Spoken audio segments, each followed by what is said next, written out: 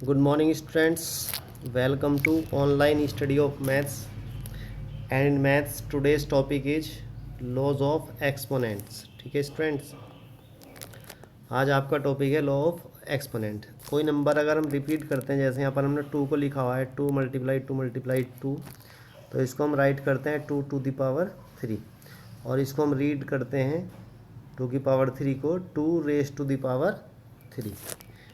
और ये जो 2 की पावर 3 हमने लिखा है, इसमें 2 क्या होता है बेस और 3 होता है इसका एक्सपोनेंट। ठीक है, तो कुछ रूल्स यहाँ पर लॉ ऑफ एक्सपोनेंट्स के दिए हुए हैं स्टूडेंट्स। जैसे फर्स्ट है a की पावर m मल्टीप्लाई a की पावर n, यानी बेस दोनों का सेम है लेकिन जो एक्सपोनेंट है वो दोनों का अलग अलग है, तो एक्सपोनेंट ऐड हो जाएंगे और ये आएगा a to the power m plus n। Second है a to the power m divided by a to the power n, तो यहाँ पर क्या होगा एक्सपोनेंट माइनस हो जाएंगे और ये हो जाएगा a to the power m minus n। जब a की पावर m और पूरे की होल पावर भी n होती है, यानी कि एक्सपोनेंट डबल हो जाता है, एक्सपोनेंट का एक्सपोनेंट आता है, तो दोनों एक्सपोनेंट की हम प्रोडक्ट कर देते हैं और ये आ जाता है a to the power m into n। Next है a की पावर m मल्टीप्लाई b की पावर m, यानी कि एक्सपोनेंट दोनों का सेम हो लेकिन बेस अगर क्या होता है अलग अलग होता है, तो हम दोनों बेस की प्रोडक्ट कर देते हैं और एक्सपोनेंट उनका वही रहता है, यानी कि ए बी और raise to the power n। किसी भी एक्सपोनेंट की पावर अगर 0 होती है then the value of this is 1। A to the power 1 upon a की पावर n, अगर कोई वैल्यू 1 के अपॉन में राइट है उसको ऊपर लेकर जाएंगे तो उसका जो एक्सपोनेंट है वो निगेटिव हो जाएगा, और अगर आपको निगेटिव गिवन है और उसको 1 के अपॉन में लेकर जाएंगे तो भी उसका साइन चेंज हो जाएगा, वो पॉजिटिव हो जाएगा। ठीक है students, let a be a real number and n be a positive integer then, तो स्टूडेंट्स अगर कोई एक रियल नंबर दिया हुआ है और उसकी वैल्यू ग्रेटर देन 0 है, कितनी है ग्रेटर देन 0, और इस तरह से है कि a की पावर n, यानी कि a की पावर n किसके इक्वल हो b के इक्वल हो, देन a इक्वल आएगा b raise to the power 1 upon n। ठीक है, a इक्वल हो जाएगा b raise to the power 1 upon n, और इसको हम ऐसे भी राइट कर सकते हैं a equal n root b। ठीक है, ये जो n होता है लिखा हुआ है रूट के साइन के साथ, जो n लिखा हुआ है ये इसका इंडेक्स या इसकी पावर्स होती हैं। ठीक है, a raise to the power m upon n, अगर a की पावर m अपॉन n दी हुई है तो स्टूडेंट ये जो अपॉन वाली वैल्यूज़ होती है ये रूट के साइन से पहले वाली वैल्यू जो होती है ना वो ये होती है। ठीक है, जैसे यहाँ लिखेंगे इसको हम a to the power m upon n equal n root a to the power m। ठीक है, उसके बाद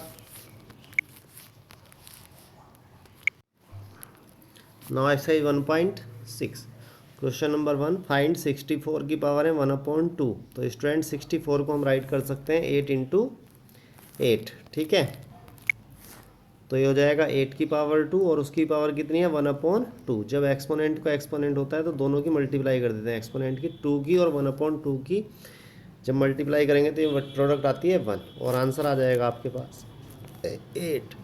उसके बाद है 32 की पावर है 1 अपॉन 5, 32 के जब फैक्टर करेंगे तो आएंगे 5, 2 इंटू 2 इंटू 2, यानी कि 5 टाइम्स 2 आ जाएगा, तो 2 की पावर 5 और उसकी पावर है 1 अपॉन 5, जिससे क्या होगा 5 और 1 अपॉन 5 की जो प्रोडक्ट करेंगे तो उससे कैंसिल हो जाएंगे और 2 आंसर आ जाएगा। फिर है 125 की पावर है 1 अपॉन 3, तो इसमें हम 125 के फैक्टर करेंगे तो 5 इंटू 5 इंटू 5 कितने टाइम्स आएगा 3 टाइम्स। ठीक है, अब ये हो जाएगा 5 की पावर 3 और उसकी पावर 1 अपॉन 3, 3 से 3 कैंसिल तो 5 की पावर 1, यानी आंसर आ जाएगा आपके पास 5। ठीक है स्टूडेंट्स, उसके बाद हम क्वेश्चन नंबर करेंगे 2 in third part, question number 2। ठीक है स्टूडेंट्स, जो अदर 2 पार्ट है वो होमवर्क में करके देखेंगे आप स्टूडेंट्स, वहीं होते हैं तो बता देंगे। 16 की पावर है 3 अपॉन 4, तो 16 के हम फैक्टर करेंगे 2 इंटू 2 इंटू 2, यानी कि 2 कितने टाइम्स आएगा 4 टाइम्स। ठीक है, तो इसको हम राइट करेंगे 2 की पावर 4 और उसकी पावर है 3 अपॉन 4, 4 से 4 कैंसिल हो जाएगा ये, तो आएगा 2 की पावर 3, यानी इसकी वैल्यू हो जाएगी 8। उसके बाद है 125 की पावर है माइनस 1 अपॉन 3, तो माइनस को प्लस करने के लिए तो 1 के अपॉन में राइट कर देते हैं। उसके बाद 125 के फैक्टर करेंगे तो 5 की पावर 1/3 यानी कि 1/5 की पावर 3 और पूरे की पावर 1/3। इसमें क्या होगा, जब 3 और 1/3 की प्रोडक्ट करेंगे कैंसिल हो जाएंगे, 3 से 3 तो आएगा 1/5। ठीक है स्टूडेंट्स। उसके बाद है question number 3 in first part है 2 की पावर 2/3 और मल्टीप्लाई 2 की पावर 1/5। मल्टीप्लाई में क्या होता है, दोनों की पावर ऐड हो जाएंगे स्टूडेंट्स, तो ये आएगा 2 की पावर 2/3 प्लस 1/5। 3 और 5 का एलसीएम लेंगे 15 आ जाएगा, तो आएगा 2 की पावर 10 प्लस 3/15 यानी कि 2 की पावर 13/15।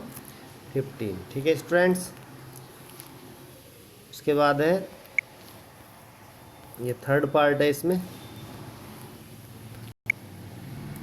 11 की पावर 1/2 और डिवाइड बाई 11 की पावर 1/4। जब डिवाइड होती हैं तो पावर को हम एक्सपोनेंट को हम माइनस कर देते हैं, यानी कि 1/2 में से 1/4 को माइनस करेंगे तो एलसीएम आ जाएगा 4, तो हो जाएगा 11 की पावर 1/4 स्टूडेंट्स। ठीक है। उसके बाद है 1/3 की पावर 3 और होल की पावर है 7। तो यहाँ पर क्या होता है, जब पावर की पावर होती है तो पावर्स की मल्टीप्लाई हो जाती है, तो आएगा 1/3 की पावर 3 इंटू 7 जो वैल्यू आएगी 21। स्टूडेंट्स लास्ट पार्ट है 7 की पावर 1/2 मल्टीप्लाई 8 की पावर 1/2। तो दोनों नंबर का जो बेस है वो अलग अलग है लेकिन एक्सपोनेंट सेम है, तो यहाँ पर बेस की मल्टीप्लाई हो जाएगी और एक्सपोनेंट रहेगा 1/2, तो आ जाएगा 56 की पावर 1/2। ठीक है students. Now student exercise 1.4 question number first. जो एक्सरसाइज 1.4 है एक्चुअल में ये सक्सेसिव मैग्नीफिकेशन पर डिपेंड है स्टूडेंट्स। ठीक है। मैग्नीफाइड का मतलब है कि उसको लार्ज करके दिखाना। ठीक है। तो जो फर्स्ट है वो नंबर लाइन पर आपको शो करना है नंबर 3.765। तो 3.765 जो नंबर है ये स्टूडेंट 3 और 4 के बीच में लाई करता है। ठीक है। ये लाई करता है बिटवीन 3 एंड 4। तो इसके लिए हमने क्या करा, 3 और 4 के जो बीच का पार्ट है इसको 10 इक्वल पार्ट में डिवाइड किया हुआ है। तो 3.1 3.2 3.3 3.4 3.5 3.6 3.7 3.8 3.9 4। ठीक है। अब जो नंबर है वो 3.765 है, तो 3.765 जो नंबर है ये 3.7 और 3.8 के बीच में लाई करता है। तो 3.7 और 3.8 के जो बीच का पार्ट है इसको हम दोबारा मैग्नीफाइड कर देते हैं। मैग्नीफाइड करने का मतलब होता है कि इसको फिर 10 इक्वल पार्ट में डिवाइड करते हैं, तो इसको लार्ज करके यहाँ पर नेक्स्ट लाइन में नेक्स्ट नंबर लाइन पर शो किया हुआ है। तो फर्स्ट हमने लिखा है 3.7 और सेकंड लिखा है 3.8। और जो 3.7 और 3.8 के बीच के नंबर्स बीच का जो पार्ट है इसको 10 इक्वल पार्ट में फिर डिवाइड करेंगे। तो फर्स्ट आएगा 3.71, फिर 3.72 3.73, इस तरह से आगे 3.79, उसके बाद 3.8 तक आ जाएंगे वैल्यू। ठीक है। अब जो 3.765 नंबर है ये तो 3.76 से तो ग्रेटर होता है, लेकिन 3.77 से क्या होता है, स्मॉल होता है। ठीक है।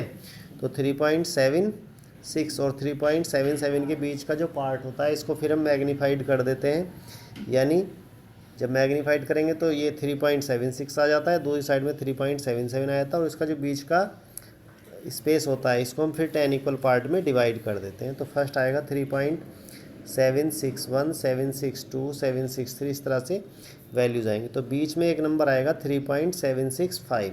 तो जो आपको नंबर लाइन पर शो करना था नंबर वो था 3.765। ठीक है स्टूडेंट्स। उसके बाद नेक्स्ट क्वेश्चन है आपका सेकंड। ये 4.26 और 26 के ऊपर बार लगा हुआ है स्टूडेंट्स। तो 26 बार को हम अब इसमें 4 डेसिमल प्लेसेस तक वैल्यू फाइंड करनी है, तो इसको हम राइट करेंगे 4.2626। ठीक है। अब यही 4 एक नंबर लाइन आप ड्रॉ कर देंगे यहाँ पर, 4 और 5 दो नंबर्स लेंगे क्योंकि 4.26 4 और 5 के बीच में लाई करेगा, और इसके 10 इक्वल पार्ट कर देते हैं। तो पहला आएगा 4.1, फिर 4.2 4.3 4.5। अभी जो नंबर है 4.2626 ये 4.2 और 4.3 के बीच में लाई करता है, तो इसको हम 10 इक्वल 4.2 और 4.3 को फिर दोबारा मैग्नीफाइड कर देते हैं। ठीक है। तो ये 4.2 आ जाता है और 4.3 इसके फिर 10 इक्वल पार्ट करते हैं तो 4.21 4.22। अब जो 2626 नंबर है वो 26 से तो बड़ा है लेकिन 27 से छोटा है, तो 4.26 और 4.27 को फिर 10 इक्वल पार्ट में डिवाइड कर देते हैं मैग्नीफाइड करके। ठीक है, अब ये जो आएगा 4.26 4.261 262 263 इस तरह से वैल्यूज आती चली जाएंगी 4.27 तक। तो ये जो 4.262 और 4.263 जो पूरा नंबर है 4.2626 ये 4.262 और 263 के बीच में लाई करेगा, तो इसको फिर हम 10 इक्वल पार्ट में डिवाइड कर देते हैं। ठीक है, तो बीच में एक नंबर आएगा 4.2626, it is the required number. ठीक है students, this is your today's work. और स्टूडेंट्स वैसे तो कोई अगर डाउट होता है तो आप कॉल करके ही पता कर सकते हैं। ठीक है, थैंक यू।